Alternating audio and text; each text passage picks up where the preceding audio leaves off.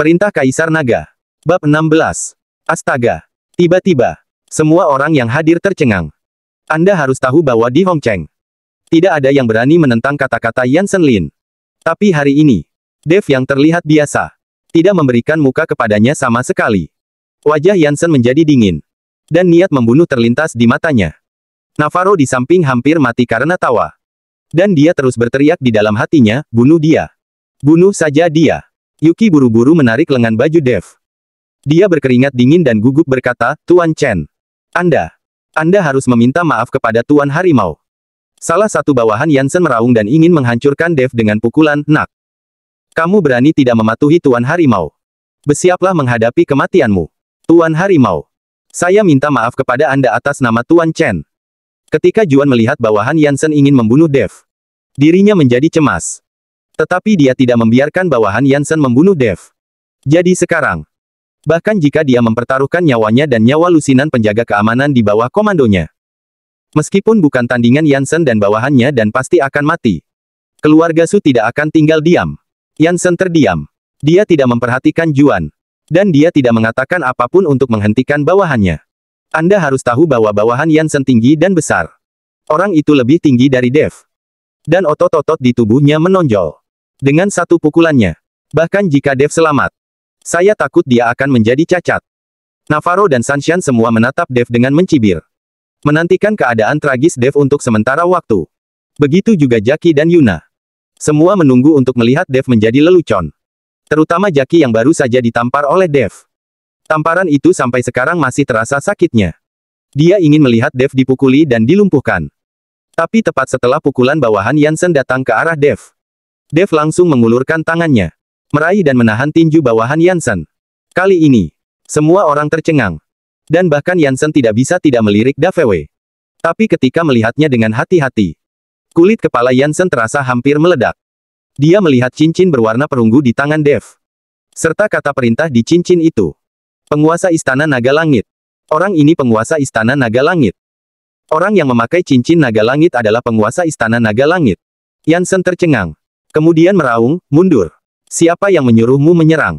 Setelah mengaum, dia menendang bawahannya dengan satu tendangan. Yansen buru-buru meminta maaf kepada Dev, Tuan Chen. Bawahan ini bodoh.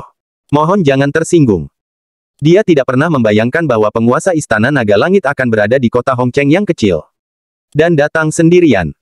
Anda harus tahu bahwa Istana Naga Langit adalah organisasi paling misterius di dunia. Ketika Istana Naga Langit menginjak kakinya, seluruh dunia bergetar. Aula Harimau Yansen adalah milik Istana Naga Langit. Ada 13 aula di bawah Istana Naga Langit di seluruh negeri. Dan Aula Harimau hanyalah salah satunya.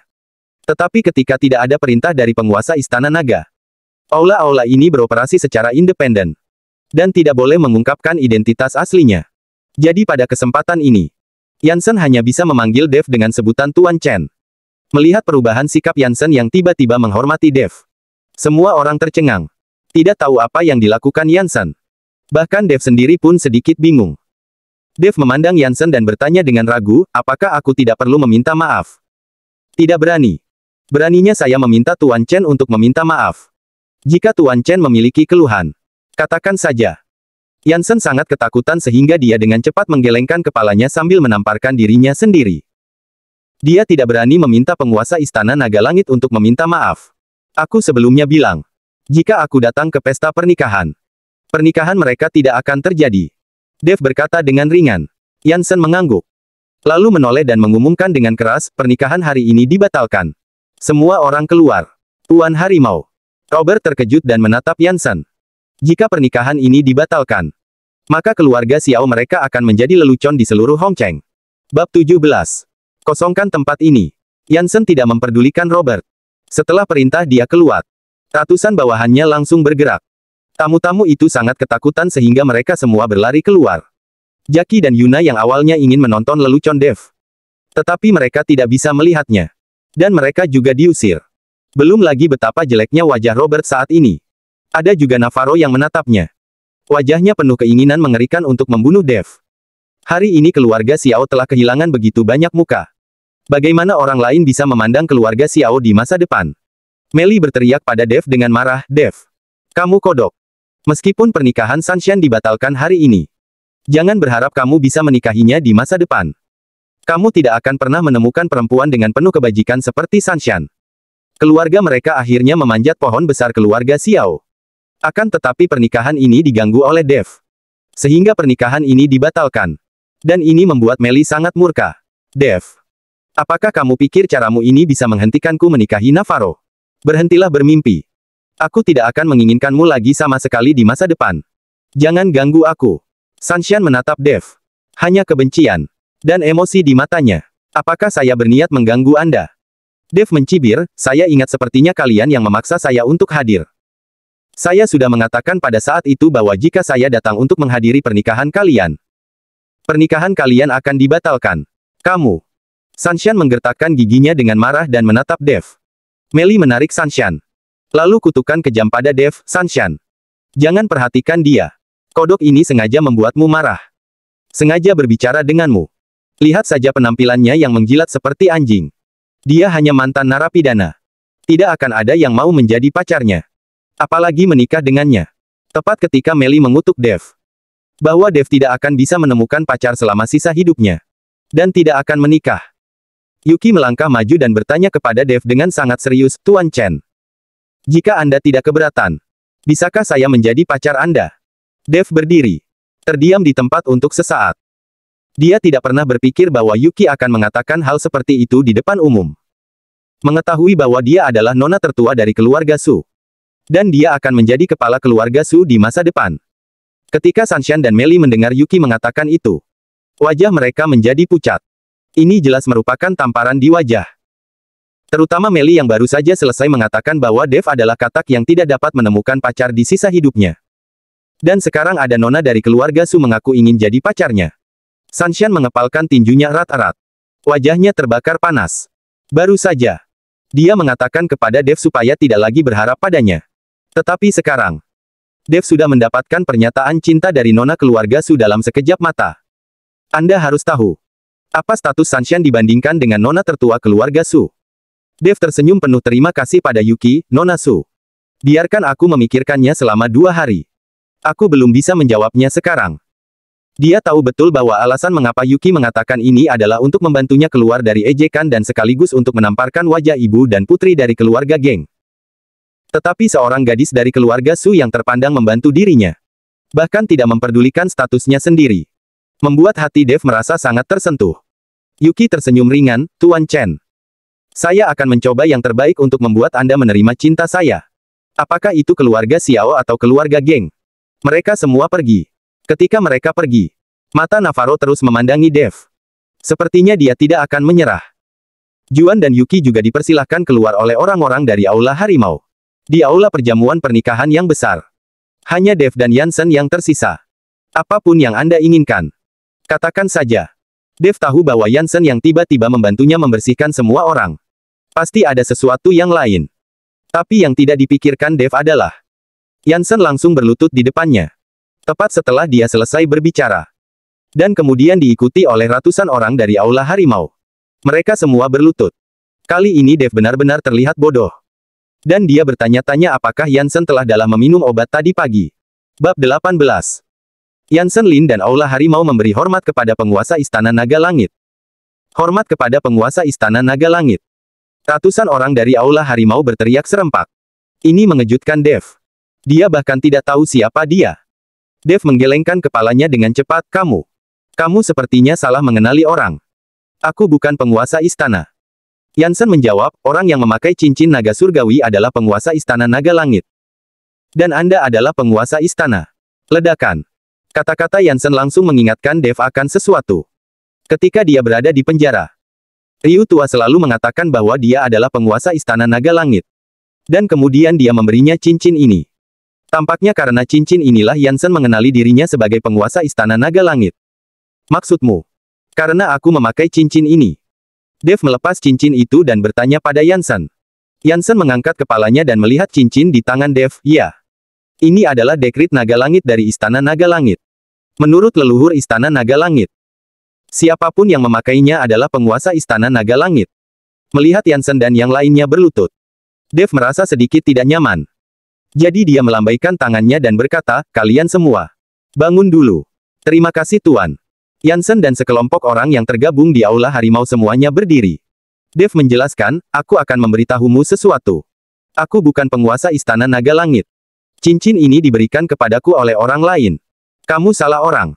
Yansen berkata dengan hormat, kami hanya mengenali cincin naga langit. Bukan orang yang memakainya. Karena cincin naga langit ada padamu. Maka Anda adalah penguasa aula kami. Dev terdiam. Sepertinya Ryu tua dengan sengaja menyerahkan posisi penguasa istana kepadanya. Dev bertanya, apakah kamu juga dari Istana Naga Langit? Yansen menjelaskan, ya. Ada total 13 aula di bawah Istana Naga Langit. Dan aula harimau kami hanya salah satunya. Tetapi saya tidak akrab dengan saudara-saudara dari aula lainnya. Dan kami jarang berkomunikasi satu sama lain. Selain ketika kami diperintah oleh penguasa istana. Kami tidak boleh dengan mudah mengekspos identitas kami. Setelah Dev mendengarnya, dia terdiam. Satu kali saja aula harimau menginjakkan kakinya di Hongcheng. Dan itu akan gemetar kota ini.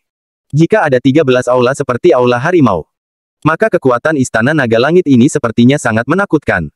Tuan Penguasa, selain 13 aula, Istana Naga Langit juga masih memiliki banyak aula di seluruh dunia. Adapun informasi spesifiknya, karena posisi saya terlalu rendah, saya tidak dapat mengetahuinya lebih jelas. Ketika suara Yansen jatuh, Dev bahkan lebih terkejut. Ada banyak aula-aula di seluruh dunia yang terlalu luar biasa. Dia benar-benar tidak bisa mengerti. Ryu tua, pria yang ceroboh, ternyata adalah pria yang sangat kuat. Sekarang Dev semakin penasaran. Menantikan kedatangan tanggal 15 Juli. Mungkin dia akan bisa tahu lebih banyak tentang Istana Naga Langit ini. Terkejut sejenak, Dev melambaikan tangannya dan berkata, kalian semua kembali. Jika ada sesuatu, aku mencarimu. Baik. Yansen membungkuk sedikit. Yansen membawa orang-orang pergi. Tetapi Dev masih tidak bergerak. Dan hatinya masih tidak bisa tenang untuk waktu yang lama. Identitas tambahan yang tiba-tiba ini membuatnya tidak dapat mempercayainya untuk sementara waktu. Pada saat ini, di kantor puncak Hotel Regal, Juan dan Yuki tidak pergi. Tetapi datang ke kantor manajer di puncak. Hotel ini adalah milik keluarga Su. Sehingga mereka dapat datang dan pergi kemanapun mereka mau. Juan memandang Yuki dan bertanya, Yuki, apakah kamu serius dengan apa yang kamu katakan kepada Tuan Chen barusan? Apa yang kau bicarakan? Yuki pura-pura bodoh. Pura-pura tidak tahu. Juan tersenyum ringan, berhentilah berpura-pura. Aku mengenal putriku sendiri dengan baik. Apa yang kamu pikirkan? Apa kamu pikir aku tidak tahu? Ayah. Saya baru saja membantu Tuan Chen keluar dari ejekan. Saya baru saja bertemu dengannya. Bagaimana mungkin saya bisa menyukainya? Yuki memutar matanya ke arah Juan. Tetapi wajahnya merah. Tuan Chen adalah orang yang baik. Dia terlihat baik. Dan dia memiliki keterampilan medis yang sangat baik. Tetapi dia tidak tahu bagaimana melakukan aspek lain. Juan memiliki kesan yang baik tentang Dev. Tetapi untuk menjadi menantu dari keluarga Su, Dev tidak cukup hanya memiliki keterampilan medis. Bagaimanapun, Juan hanya memiliki Yuki sebagai anak perempuan satu-satunya. Dan bisnis grup Su dari keluarga Su akan diserahkan kepada Yuki. Dan pada saat itu, Yuki memerlukan seseorang yang dapat membantu Yuki mengurus perusahaannya. Bab 19. Ayah. Berhenti memikirkannya. Yuki menoleh ke samping. Tidak mau lagi berdebat dengan Juan. Sebenarnya, dalam hati Yuki, dia benar-benar memiliki banyak niat baik terhadap Dev. Terutama ketika dia menghadapi Yansen Lin. Barusan, Dev mendorongnya ke samping dan mengambil langkah maju. Yang memberi Yuki rasa aman yang tidak dapat dijelaskan logika. Manajer hotel masuk ke kantor dan berkata, Tuan Su. Yansen Lin telah membawa bawahannya pergi. Dan Tuan Chen juga pergi. Oh, oke. Juan mengangguk. Dan kemudian berkata kepada Yuki, Yuli. Kamu harus bergegas mencari bahan obat yang dibutuhkan Tuan Chen. Selain itu, kirim seseorang untuk melindungi Tuan Chen secara diam-diam. Saya pikir keluarga Xiao pasti tidak akan melepaskannya. Baik ayah. Yuki mengangguk dan pergi untuk mengaturnya. Dev meninggalkan Hotel Regal dan langsung pulang. Sekarang sudah tengah hari. Dan ibunya pasti sudah menunggunya. Ketika Dev kembali ke rumah, dia menemukan bahwa sudah ada beberapa makanan meja makan. Dan orang tuanya sedang menunggunya kembali. Apakah itu kamu Dev? Mendengar pintu terbuka, Selin bertanya dengan tergesa-gesa. Dev melangkah maju dengan cepat. Membantu Selin dan berkata, ya Bu. Ini aku. Selin mengeluh kepada Dev. Tetapi wajahnya penuh senyum, kamu nak. Baru saja pulang.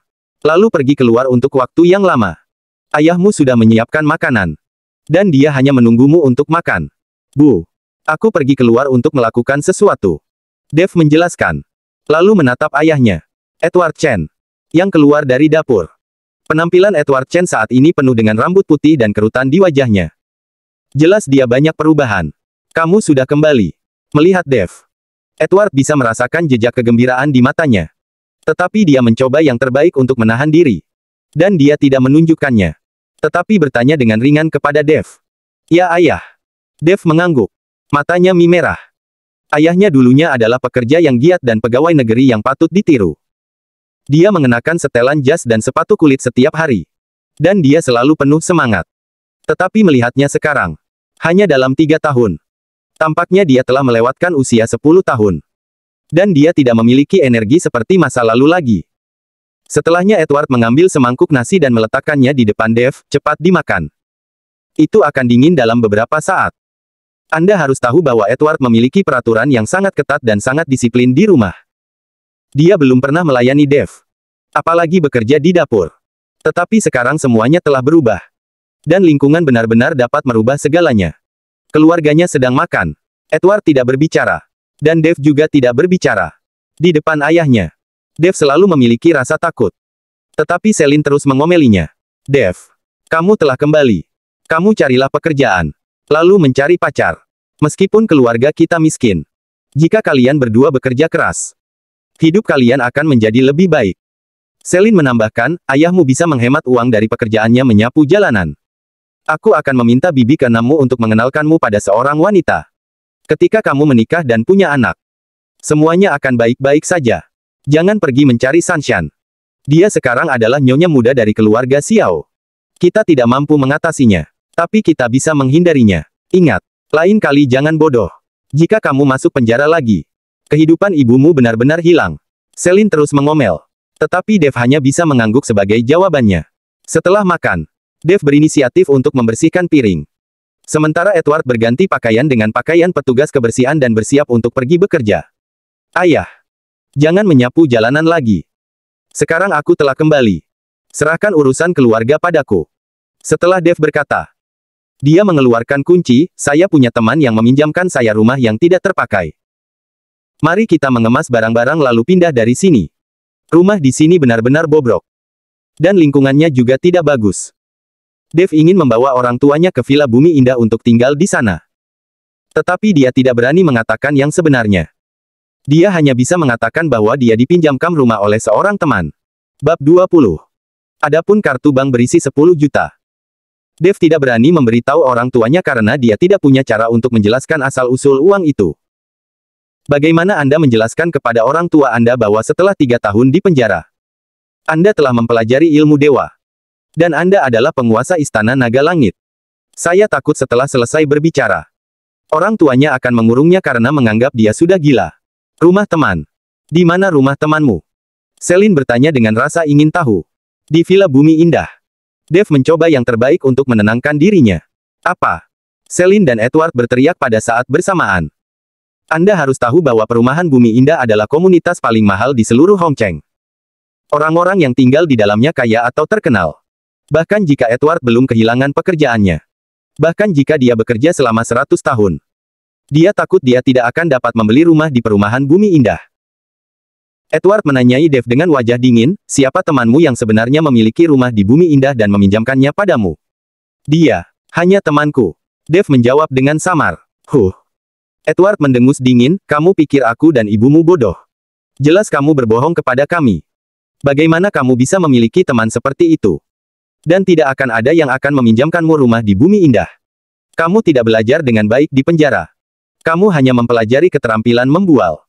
Sebaiknya kamu mencari pekerjaan yang sederhana dan berhenti menghayal. Setelah Edward selesai berbicara, dia mengenakan pakaian kerjanya dan hendak pergi. Dia tidak percaya bahwa Dev bisa meminjam rumah di Bumi Indah. Ayah, kamu belum melihatnya. Mengapa kamu mengatakan aku membual? Aku sudah sangat besar sekarang. Apakah begitu sulit bagimu untuk mengakuiku sekali saja? Hari ini aku harus membawa kalian untuk pindah ke sana. Dev berkata dengan keras. Dari kecil hingga dewasa, Edward tidak pernah memuji Dev. Bahkan jika Dev unggul dalam studi saat di universitas dan menjadi presiden Dewan Mahasiswa, dia masih tidak dipuji oleh Edward. Ini mungkin cara Edward mendidik Dev. Oke, sudahlah. Selin buru-buru membujuk, suamiku. Kamu mengatakan hal yang kurang baik. Anak kita baru saja keluar dari penjara. Tidak bisakah kamu berbicara lebih baik? Selin menegur Edward karena beberapa kata-katanya barusan. Lalu menoleh ke Dev dan berkata, Dev, ibu percaya apa yang kamu katakan. Kamu bawa ibumu ke Villa Bumi Indah untuk jalan-jalan. Aku belum pernah ke sana sama sekali. Bu, aku akan keluar dan memanggil taksi. Lalu mengemasi barang-barang di rumah. Setelah Dev selesai berbicara, dia berjalan keluar. Ketika melewati Edward, Dev berbisik, Ayah, aku benar-benar tidak membohongimu. Kamu akan percaya jika kamu pergi bersamaku. Setelah Dev pergi, Edward masih ragu-ragu. Tapi akhirnya melepas seragam kerjanya. Area Villa Bumi Indah. Penjaga keamanan berdiri di kedua sisi. Satu dengan kepala terangkat tinggi. Menjadi penjaga keamanan di sini adalah hal yang sangat terhormat. Dan tidak mungkin bisa masuk area komunitas tanpa koneksi. Sebuah taksi berhenti dengan mantap di pintu masuk Villa Bumi Indah. Setelah melihat taksi itu, seorang penjaga keamanan bergegas maju dan menghentikan taksi. Apa keperluanmu datang ke sini? Penjaga keamanan bertanya dengan rasa ingin tahu. Dia telah menjadi penjaga keamanan di sini selama 3 tahun. Dan dia belum pernah melihat orang datang ke Villa Bumi Indah menggunakan taksi. Karena siapapun yang bisa tinggal di sini pastilah pengusaha kaya. Dan pengusaha kaya pasti memiliki beberapa mobil di rumah. Dan bahkan memperkerjakan beberapa sopir. Kami adalah penghuni di sini. Dev turun dari kopilot dan berkata dengan sopan kepada penjaga keamanan. Penghuni. Penjaga keamanan melirik Dev. Lalu memandang orang tua Dev yang berada di dalam taksi. Dan tiba-tiba mencibir, saya telah sering melihat orang-orang seperti Anda. Jika Anda ingin mengunjungi Villa Bumi Indah, silakan berjalan-jalan saja di luar komunitas. Anda tidak diizinkan masuk ke dalam. Arti dari kata-kata penjaga keamanan jelas. Yaitu, dia tidak percaya bahwa Dev adalah penghuni di komunitas Bumi Indah. Entah itu dari pakaian Dev atau penampilan orang tua Dev di dalam mobil. Yang pasti mereka tidak terlihat seperti orang yang mampu membeli rumah di Bumi Indah. Karena pemandangan Villa Bumi Indah yang indah. Ada banyak orang yang berpura-pura menjadi penghuni. Dan kemudian menyusup ke Bumi Indah untuk berjalan-jalan sebagai turis. Dan penjaga keamanan juga menganggap Dev sebagai orang seperti itu. Bersambung.